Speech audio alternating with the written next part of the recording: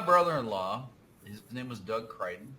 Doug Crichton is the brother of Michael Crichton, who did all the Jurassic Park and all the books and stuff like that. My sister was married to his brother.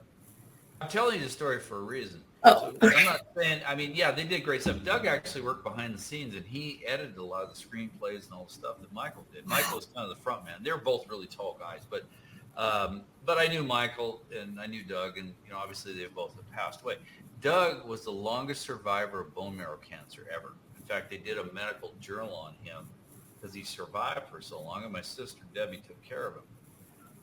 But going back to my story about Doug is Michael had this big, huge compound in Hawaii, on Kauai, on Honolulu Bay, which if you've ever been to Kauai, it's a beautiful setting there.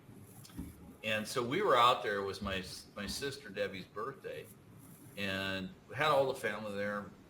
And I came by myself because at that time my marriage was starting to fall apart, and I didn't really realize it.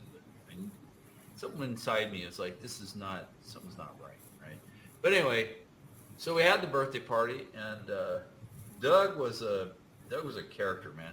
We sat outside on one of these picnic benches, and as it got later, more and more people said, "Hey, I'm getting tired. I'm going to bed." And so it just ended up being me and Doug, and we were sitting there under the stars in Hawaii. And me being a curious person, which we all are, I said, "Hey, Doug," I said, "what's it like to have cancer?" Because I said I've never really been able to ask someone that question.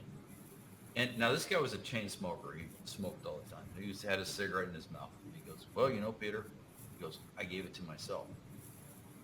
I went, "What? You gave cancer to yourself?" He goes, "Yeah."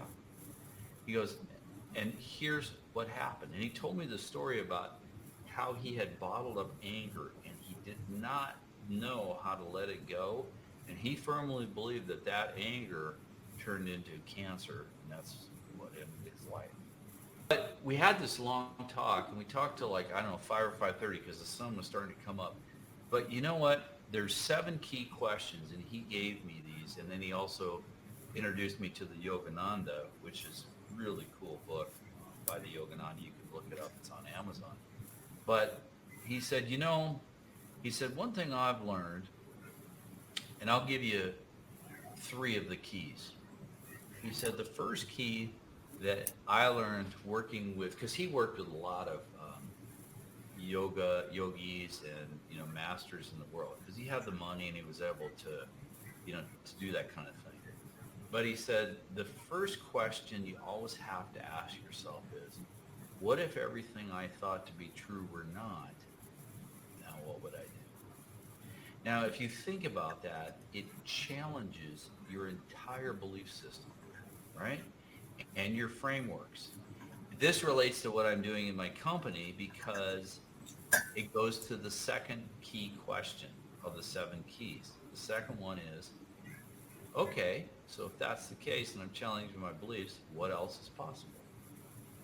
Right? Because if you're always looking at and saying, okay, I keep my blinders on and I follow the framework of others, I will always be in the status quo and it will never have an impactful and meaningful life. So if we're asking ourselves what else is possible and also teaching this to our children, there's always room for